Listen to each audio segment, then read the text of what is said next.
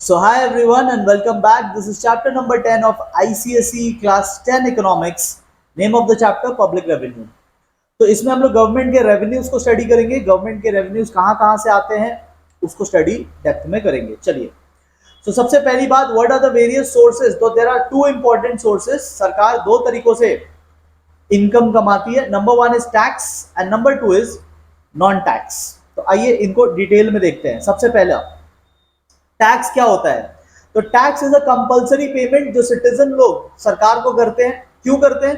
Because सरकार को देश चलाने के लिए पैसा चाहिए. सरकार needs money, the government needs money to run this country. तो वो पैसा कहां से आता है? हम लोग सरकार को पैसे देते हैं. कंपलसरी पेमेंट है. टैक्स के कुछ रूल्स है. अगर वो रूल आप पे अप्लाई हो जाए, सबको नहीं देना होता, बट अगर आपके ऊपर अप्लाई हो गया तो फिर आपको देना ही पड़ेगा. जैसे इंडिया में रूल है कि 7 लाख से ऊपर इनकम कमाने से you have to give tax to the government. तो जिनके भी 7 लाख से ज्यादा इनकम है in a year, they have to give tax to the government. There is no choice.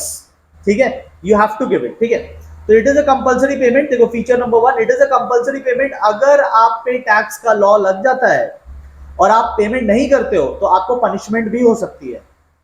आप पे पेनल्टीज भी लगाए जा सकते हैं. Number two, it is for general welfare. मतलब ऐसा नहीं है कि आपने पैसा दिया तो आपको ही बेनिफिट मिलेगा. सरकार जो रोड बनाती है वो रोड पे सबको ही चलते हैं. जिन्होंने टैक्स नहीं दिया वो भी चलते हैं, जो टैक्स दे रहे हैं वो भी चलते हैं. It is for the general benefit, not for your personal benefit. And next आता है no quid pro quo. Quid pro quo का मतलब होता है समथिंग इन रिटर्न. तो ऐसा नहीं है कि आपने 5,000 रुपए का टैक्स दिया तो आपको 5,000 रुपए का ही बेनिफिट मिलेगा. शॉपिंग करने नहीं गए हैं कि 5,000 का पैसा दिए तो 5,000 के गुड्स मिलेंगे. No, you may have given 5,000.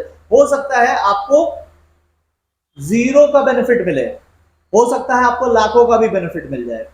मतलब आपको जो रिटर्न मिल रहा है गवर्नमेंट से, चाहे सरकार आपके लिए रोड बना रही है, चाहे सरकार आपके लिए रेलवेज बना रही है, चाहे सरकार आपके लिए मिलिट्री हमारे बॉर्डर पे खड़ा कर रही है, तो that benefit which we are getting is not directly proportional to the amount we are paying. हम लोग एक अमाउंट पे कर देते हैं, बट इसका मतलब ये नहीं कि उतना का ही बेनिफिट मिलेगा.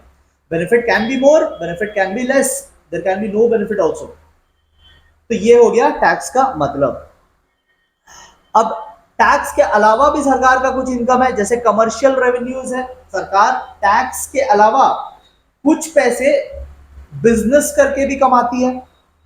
जैसे कि आप देखोगे यहाँ पे पोस्टेज का इनकम. जैसे सरकार पोस्ट ऑफिस चलाती है, तो पोस्ट करने के लिए जैसे आपको कोई चिट्ठी भेजना है तो आप जाकर पोस्ट ऑफिस में चिट्ठी डालोगे, साथ में पैसे दोगे. वो पैसा किसको गया? गवर्नमेंट को गया. बट क्या ये टैक्स है? नो. टैक्स होता है कि मतलब आपने ऐसे ही दे दिया पैसा, बट यहाँ पे आपको एक सर्विस मिल रहा है. यहाँ पे सरकार गुड्स या सर्विस देगी आपको. जैसे चिट्ठी आपका पहुंचाने का काम करेगी, डिलीवरी सर्विस करेगी. नेक्स्ट हो सकता है टोल्स. टोल्स होता है जो सरकार ने कहीं कहीं पे रोड्स बनाए हैं तो उस पर सरकार टोल टैक्स कलेक्ट करती है. तो इसमें भी सरकार ने आपको क्या फैसिलिटी दिया? कम्युनिकेशन ट्रांसपोर्ट फैसिलिटी दिया और बदले में उसके लिए पैसा लिया. इसको टोल टैक्स भी कहते हैं, but generally it is not a tax, it is called tolls. तो ये क्या है? कमर्शियल रेवेन्यू है. सरकार ने कुछ कमर्शियल एक्टिविटी करके आपसे पैसा लिया. ठीक है. अच्छा, कुछ एडमिनिस्ट्रेटिव रेवेन्यू भी होता है. मतलब सरकारी कामकाज में भी कभी कभी पैसे लगते हैं, जैसे कि फीस. तो यहां मैंने आपके लिए एग्जांपल लिख के रखा है. जब कोई कंपनी अपना डेटा सरकारी वेबसाइट पे अपलोड करती है तो उसे सरकारी वेबसाइट पे अपलोड करने के लिए फीस देना पड़ता है. whenever a company is uploading a data on the government website, they have to pay fees. तो सरकार को वो फीस से कमाई होती है. Then there is licence fees. जब हम लोग गाड़ी खरीदते हैं तो ड्राइविंग लाइसेंस हमें लगता है, तो ड्राइविंग लाइसेंस का जो पैसा हम लोग देते हैं सरकार को, वो सरकार के लिए अर्निंग है.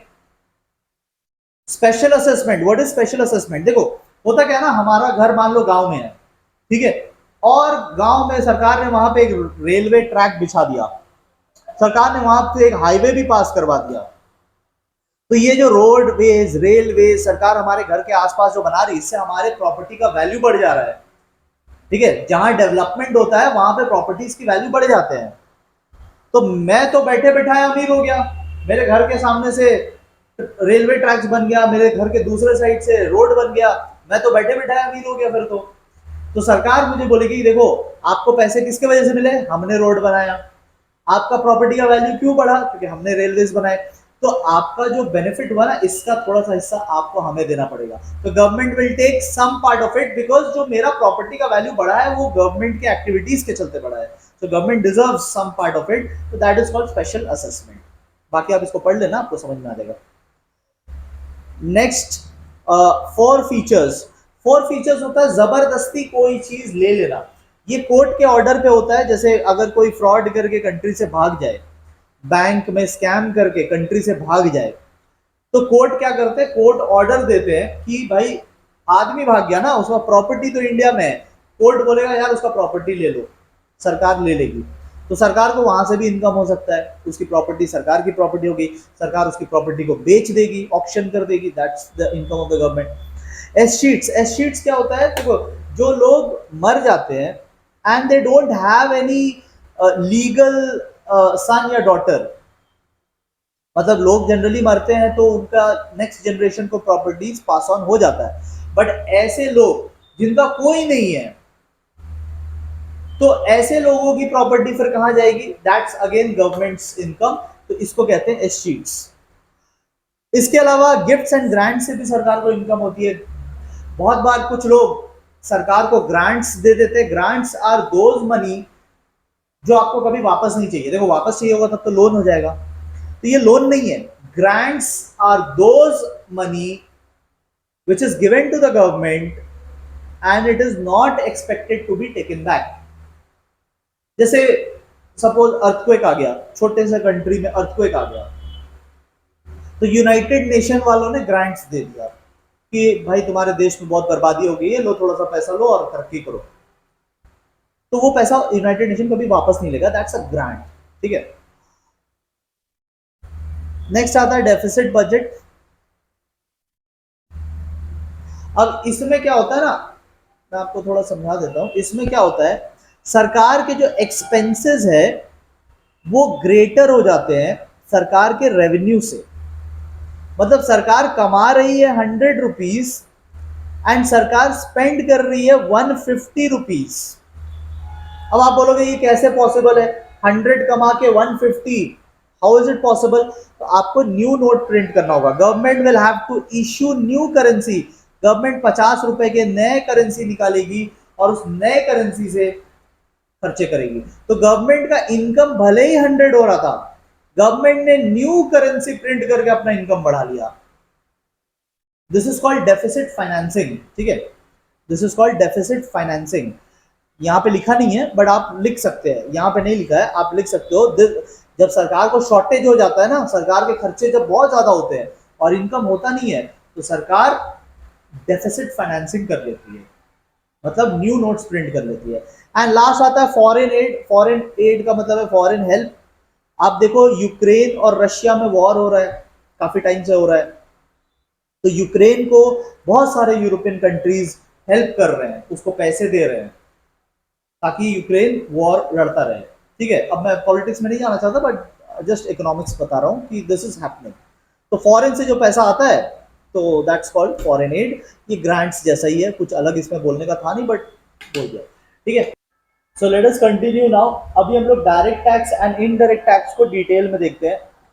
सो टैक्स हमने देख लिया, अब direct tax and indirect tax. तो डायरेक्ट टैक्स क्या होता है? डायरेक्ट टैक्स वो होता है जो जिस पे अप्लाई करेगा वो पे करेगा। So if it is applying on you, you have to pay it, you can't shift the burden. ठीक है, तो it has to be paid, it has to be paid by the same person on whom it has been levied या फिर imposed। तो जिस पे impose हुआ है वही पे करेगा। तो अगर टैक्स मेरे ऊपर लगा है, आई हैव टू पे, I can't make somebody else पे। बट इनडायरेक्ट टैक्स क्या होता है? इनडायरेक्ट टैक्स वो होता है कि लगेगा एक जन के ऊपर बट पे करेगा कोई और। जैसे मान लो आप पिज्जा खाने जाते हो तो पिज्जा पे 5% का जीएसटी लगता है, दैट्स अ टैक्स। तो टैक्स लगा किसके ऊपर है? टैक्स लगा है उस पिज्जा कंपनी के ऊपर। बट क्या वो पिज्जा कंपनी पे कर रही है? No, it is shifting the burden on the customer. तो जो खाने वाला है वो पे कर रहा है, we are the consumers, we are paying it, but we are not suppose to, it is the company which is suppose to pay, but वो कंपनी अपना बर्डन हमारे ऊपर डाल दे रही है। तो जब बर्डन शिफ्ट किया जाता है that is called indirect tax, and अगर बर्डन शिफ्ट नहीं कर सकते that is called direct tax. आइए एक बार हम लोग डिफरेंसेस कर लेते हैं, वेरी इंपॉर्टेंट। तो डिफरेंस सबसे पहला, डायरेक्ट टैक्स लगता है इनकम एंड वेल्थ पे। तो अगर आप इनकम कमा रहे हो तो आपको टैक्स देना पड़ेगा, that is called direct tax. जैसे आपके पापा मम्मी सैलरी वगैरह कमाते होंगे तो उनको उस पर टैक्स देना पड़ता है, दैट्स कॉल्ड डायरेक्ट टैक्स। और ये लगता है किसी गुड्स या सर्विस पे, जैसे आप पिज्जा खाने गए तो पिज्जा इज अ गुड्स, उस पे लग गया indirect tax. Next number 2, cannot be shifted, burden cannot be shifted, जिस पे लगा है वही पे करेगा। इनडायरेक्ट टैक्स में the burden can be shifted, जिस पे लगा है वो अपने कस्टमर से पे करवाता है। Number 3, nature, progressive in nature और दूसरा regressive in nature. Progressive regressive क्या है वो आप इसी वीडियो में थोड़ी देर के बाद समझोगे। नंबर 4, पेनफुल है डायरेक्ट टैक्स पे करना। आज तो डिजिटाइजेशन आ गया, आज हम लोग ऑनलाइन पे कर देते हैं, बट थोड़े साल पहले बहुत डिफिकल्ट होता था, आपको जा करके ऑफिस में जमा करा के आना पड़ता था। जबकि इनडायरेक्ट टैक्स इज कन्वीनियंट, आप जहां प्रोडक्ट खरीद रहे हो आप प्राइस के साथ पे कर देते हो। जैसे अगर आपने पिज्जा खाया तो आप पिज्जा वाले कंपनी को ऑन स्पॉट पेमेंट कर दे रहे हो, you don't have to go to the government to deposit it, तो थोड़ा कन्वीनियंट है payment wise. Coverage, point number 5, limited coverage होता है डायरेक्ट टैक्स का। डायरेक्ट टैक्स इंडिया में बहुत कम लोग पे करते हैं, क्योंकि डायरेक्ट टैक्स का रूल है कि जो 7 लाख से ज्यादा कमाएगा, 7 लाख से ज्यादा कमाएगा वो देगा। तो 7 लाख से ज्यादा पूरे साल में बहुत कम लोग कमाते हैं इंडिया में।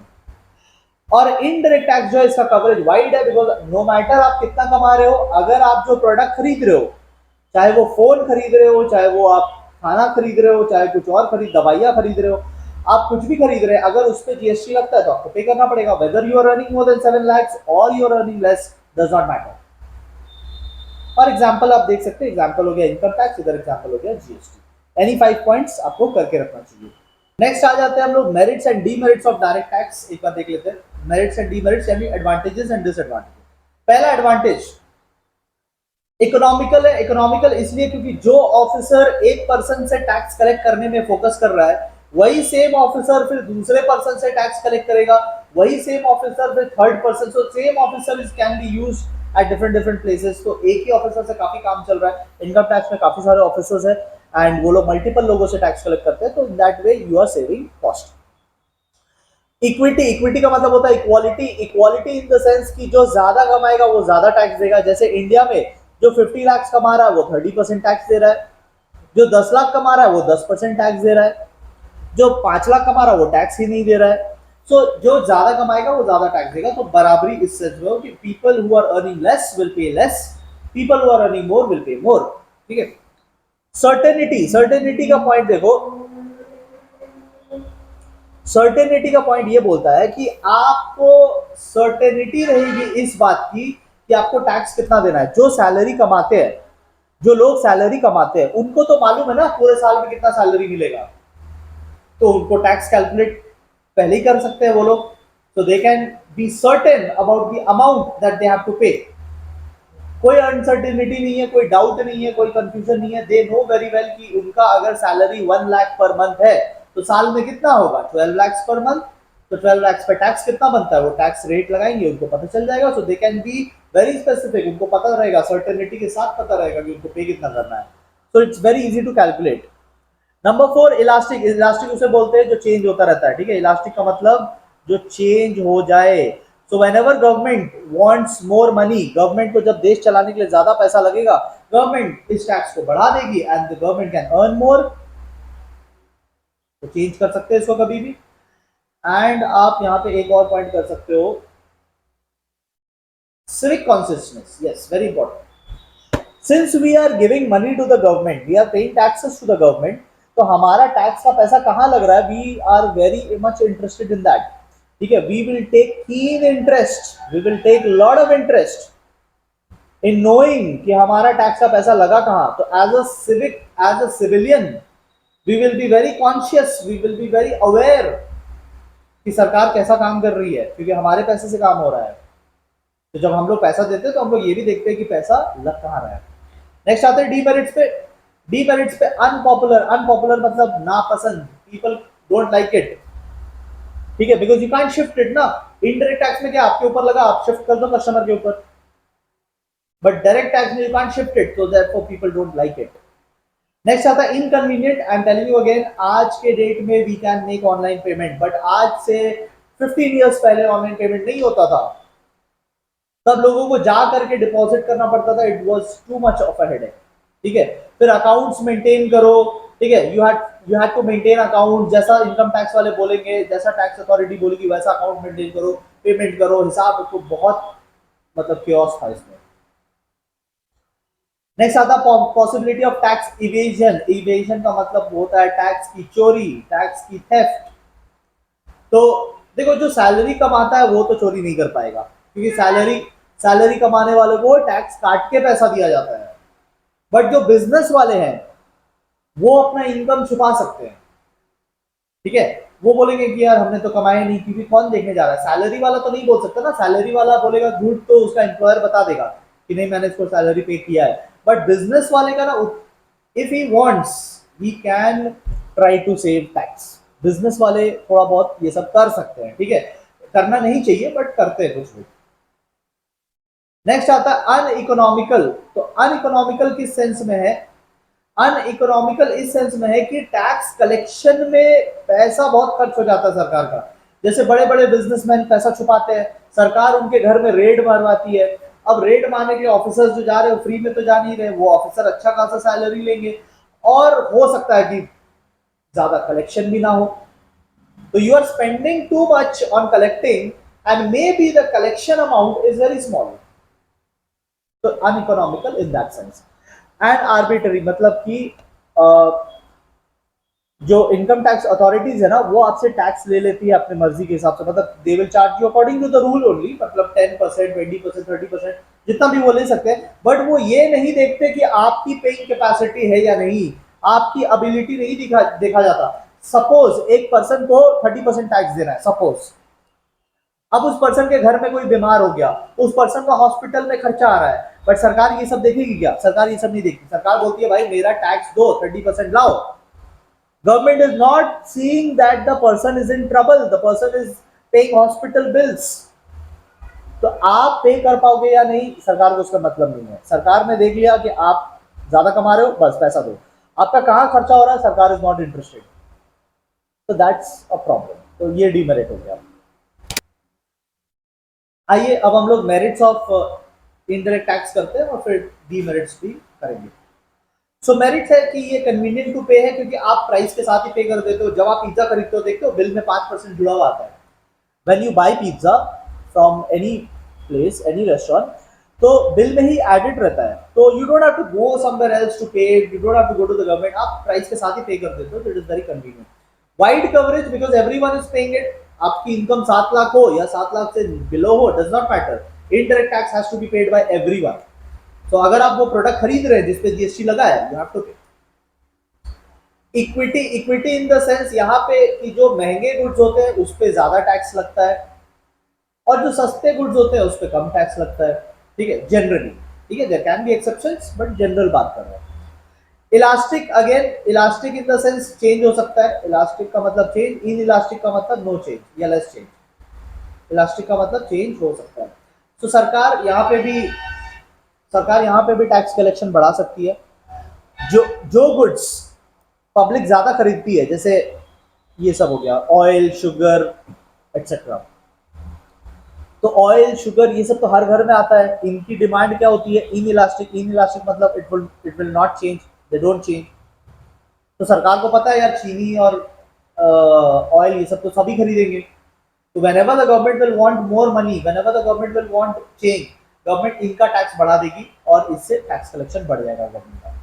इसमें आप इवेजन भी नहीं कर सकते। इवेजन मैंने क्या बताया आपको थोड़ी देर पहले, थेफ्ट। आप चोरी नहीं कर सकते इसमें, क्योंकि ये आपको प्राइस के साथ ही पे कर देना होता है, तो आप छुपा नहीं सकते, इसको बचा नहीं सकते या इसको रोक नहीं सकते। If you are buying the product, you are paying it with the product. तो these are some of the merits. Demerits देख लेते हैं। Demerits regressive in nature. Regressive हम लोग थोड़ी देर बाद डिस्कस करेंगे, बट रिग्रेसिव में क्या होता है, आपकी एबिलिटी टू पे देखी नहीं जाती, नो सिविक कॉन्शियसनेस, क्योंकि देखो most of the people don't even check कि उन्होंने टैक्स कितना दिया, उनको बस पता है कि 5% दिया, बट 5% एक्चुअली में अमाउंट कितना दिया और उतना ना ख्याल नहीं रहता। आप सोचो आप रेस्टोरेंट में कितनी बार खाकर आए हो, but do you really care कि आपने कितना टैक्स दिया? बताओ लास्ट टाइम आप खाए थे रेस्टोरेंट में कितना टैक्स दिया, आपको याद भी नहीं होगा, क्योंकि अलग से नहीं रहता ना, वो उसी में एडेड रहता है। अगर अलग से बोला जाता ना कि जाओ सरकारी ऑफिस में पे करके आओ, तो हमें याद रहता, तो हम लोग ध्यान देते कि हमारा टैक्स कहाँ लग रहा है। बट सिंस यहाँ पे we don't pay separately, we pay with the price only, तो उतना ध्यान में नहीं रहता है। तो ध्यान में जब रहता नहीं कि हमने दिया कितना, तो हम लोग उतना फिर कॉन्शियस भी नहीं रहते कि हमारा पैसा लग कहाँ रहा है। नेक्स्ट आता है अनसर्टेन। देखो सैलरी वालों का क्या होता था ना, डायरेक्ट टैक्स सर्टेन होता था, दे न्यू कि कितना पे करना है, बट यहाँ पे अनसर्टेनिटी है, यहाँ पे यू डोंट नो कि कितना पे करना है। आप जितना खरीदोगे आपका टैक्स उतना बढ़ता जाएगा। फिर सारे गुड्स में अलग अलग टैक्स है, किसी में 5% है, किसी में 12% है, किसी में 18% है, सब में अलग अलग टैक्स है, no fix tax rate also. तो आपको बहुत लेट से पता चलता है कि एक्चुअली में अमाउंट कितना है, तो सर्टेनिटी की यहाँ पे कमी है। सेविंग्स डिस्करेज करता है, क्योंकि देखो tax, what does the tax do, tax will increase the price, तो आप ज्यादा पे करोगे तो कम सेव करोगे, तो सेविंग्स कम हो जाते हैं। एंड लास्ट इन्फ्लेशन बढ़ाता है, इन्फ्लेशन मतलब महंगाई बढ़ा देता है। गुड्स है 100 रुपीज का, but you are paying 118 rupees, क्योंकि 18% जीएसटी लग गया। So this will lead to inflation in the economy. This will make goods costly in the economy. So that's about the demerits. Alright, अभी हम लोग कुछ other types of tax देखते हैं, and इसमें आपको सिर्फ मीनिंग ओनली करना है। तो देखो सबसे पहले आता है प्रोपोर्शनल, एक सेकेंड, सबसे पहले आता है प्रोपोर्शनल टैक्स। तो व्हाट इज प्रोपोर्शनल टैक्स, आप टेबल देखोगे तो आपको समझ में आ जाएगा। मीनिंग मैंने आपके लिए मार्क कर दिया है, आपको सिर्फ मीनिंग पता होना चाहिए। तो प्रोपोर्शनल टैक्स कब बोलते हैं, जब इनकम बढ़ रहा है but tax rate is not changing. आप देखिए टैक्स, जो इनकम है, आप कितना भी इनकम कमाओ, 10,000 कमाओ या 30,000 कमाओ, टैक्स आपको यूनिफॉर्म रेट से देना है। तो इसे हम कहते हैं प्रोपोर्शनल टैक्स। ग्राफ आप देख सकते हैं, बट आपको सिर्फ मीनिंग पता होना चाहिए। So when income is increasing but tax rate is not changing, that's proportional tax. अच्छा, प्रोग्रेसिव आता है नेक्स्ट, सिर्फ मीनिंग पता होना चाहिए, ठीक है, सिर्फ मीनिंग। तो प्रोग्रेसिव में क्या होगा, जैसे जैसे इनकम बढ़ेगा तो टैक्स भी बढ़ेंगे, मतलब अमीर लोग ज्यादा टैक्स देंगे। देखो 10,000 इनकम होने पे 5% टैक्स देना है, ठीक है, 10,000 के इनकम होने पे 5% टैक्स देना है, और 30,000 के इनकम होने पे 25% टैक्स देना है। मतलब जो ज्यादा कमाएगा वो ज्यादा टैक्स देगा, जो कम कमाएगा वो कम टैक्स देगा। This is called progressive taxation, ठीक है, प्रोग्रेसिव टैक्सेशन इसे कहते हैं। नेक्स्ट आता है रिग्रेसिव टैक्सेशन। आप सिर्फ मीनिंग मार्क कर लेना, मीनिंग से पूछा जाएगा आपसे। रिग्रेसिव टैक्सेशन क्या होता है, रिग्रेसिव टैक्सेशन होता है कि जैसे जैसे इनकम बढ़ेगा टैक्स रेट कम हो जाएंगे। मतलब this taxation system is awarding या रिवॉर्डिंग द रिच पीपल। 10,000 कमाने वाला 10% टैक्स देगा, लेकिन जो 30,000 कमाएगा वो 6% टैक्स देगा। तो मतलब मेहनत करने वालों को ज्यादा रिवॉर्ड है यहाँ पे, ठीक है। तो this is regressive taxation. And last आता है डिग्रेसिव। डिग्रेसिव मतलब मिक्सचर है बेसिकली, ठीक है। यहाँ पे टैक्स रेट इंक्रीज होगा up to a certain limit, थोड़े दूर तक इंक्रीज होगा, एंड उसके बाद यूनिफॉर्म हो जाएगा, मतलब फिर चेंज नहीं होगा। जैसे यहाँ एग्जांपल उन्होंने दिया है, आप देखो पहले 5% है, फिर 6% है, फिर 7% है। मतलब शुरू में थोड़ा सा इंक्रीज हुआ 5, 6, 7 एंड 7 पे जाके स्टडी हो गया। इंडिया में यही वाला है, इंडिया में जो टैक्स रेट है, इनकम टैक्स रेट है, वो यही वाला है। इंडिया में 5%, 10%, 15, 20, 25, 30 तक जाता है। 30 के बाद वो फिक्स हो जाता है, 30 के बाद वो 35, 45 ऐसे नहीं जाता, 30 पे फिक्स हो जाता है। इंडिया में ये वाला चलता है डिग्रेसिव टैक्सेशन। तो शुरू में थोड़ा इंक्रीज होगा और इंक्रीज होने के बाद रुक जाएगा, दैट्स डिग्रेसिव टैक्सेशन। इसके अलावा चैप्टर में और कुछ नहीं है, बस इतना ही था। Thank you so much everyone.